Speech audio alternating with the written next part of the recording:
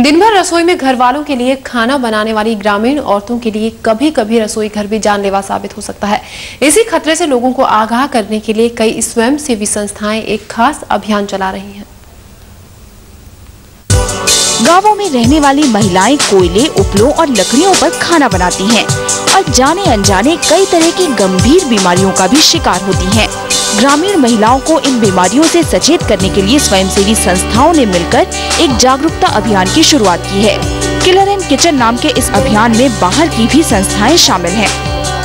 जैसा गांव में वो बायोफ्यूल्स यूज़ करते हैं, लकड़ी यूज़ करते हैं और क्रॉप रेसिड्यू यूज़ करते हैं और उपला यूज़ करते हैं।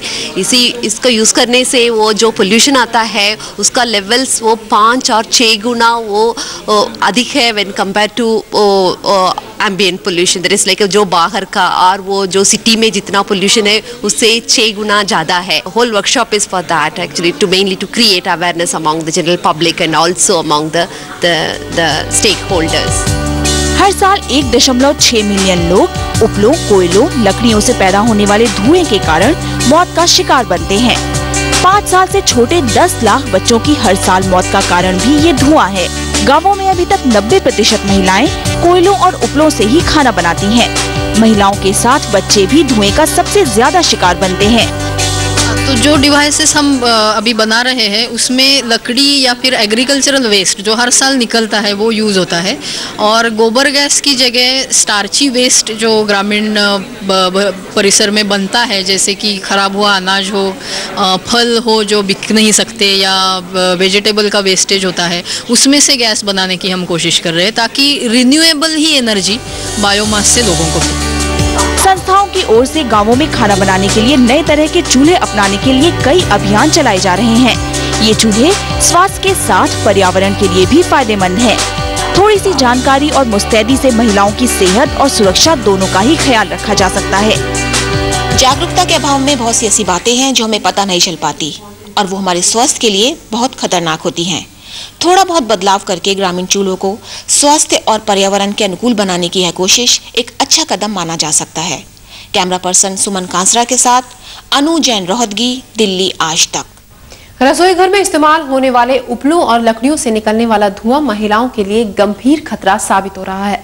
इनकी एक वजह है कई जानलेवा बीमारियां महिलाओं पर अपना शिकंजा कसती ही जा रही हैं। आइए देखते हैं कि इस बारे में गंगाराम अस्पताल के chest specialist doctor Anoop Basu ने क्या जानकारी दी।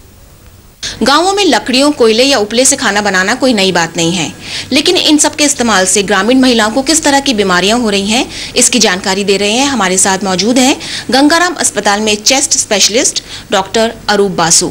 डॉक्टर, सबसे पहले बताइए महिलाएं किस तरह की बीमारियों का शिकार हो रही हैं यदि वो इस्तेमाल करती हैं इन सब चीजों को? देखिए, ये सारे ईंधन जो हैं जैविक ईंधन हैं। इनको जलाने से तरह तरह की विषैली गैसेस का प्रदूषण पैदा होता है, जैसे कि सल्फर डाइऑक्साइड, नाइट्रोजन डाइऑक्साइड।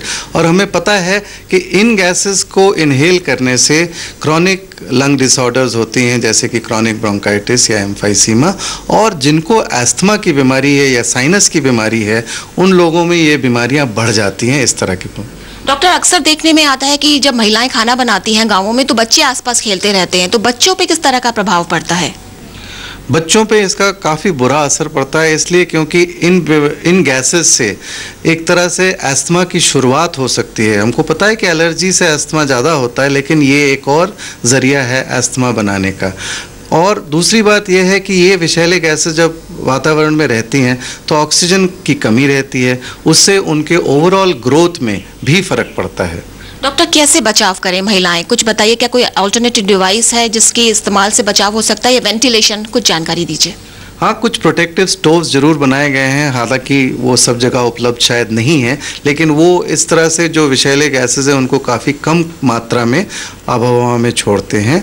दूसरा ये है कि अगर इस तरह का स्टोव नहीं है तो कम से कम हवा का आना जाना उस कमरे में, वेंटिलेशन जिसे हम कहते हैं, खिड़कियाँ अच्छी हों और खुली हों ताकि उस कमरे में विषैले गैसेस का एकत्रित होना ना हो।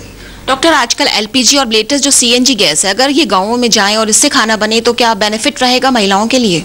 बहुत सही बात है, क्योंकि एलपीजी से ये देखा गया जब भी ये शहर में इस्तेमाल किया गया है तो ओवरऑल इन ईंधनों से जो सांस की बीमारियां होती हैं उनमें कमी हुई है। तो यही चीज़ अगर गांव में भी दिया जाए तो मुझे यकीन है कि उधर भी इस ज़रूर फ़ायदा होगा इसका। तो ये थे हमारे साथ डॉक्टर बासु, जिन्होंने बताया कि यदि गांवों में एलपीजी और सीएनजी का इस्तेमाल हो तो काफ़ी हद तक ग्रामीण महिलाओं को काफ़ी सारी बीमारियों से बचाया जा सकता है। इसके साथ ही वेंटिलेशन ठीक हो और बहुत सारे अल्टरनेटिव डिवाइस जो मौजूद हैं इस समय, अगर उसका इस्तेमाल ज़्यादा से ज़्यादा गाँवों में हो तो बहुत ही अच्छा रहेगा। कैमरा पर्सन सुमन कांसरा के साथ अनु जैन, रोहतगी, दिल्ली आज तक। कांग्रेस के लिए नाराज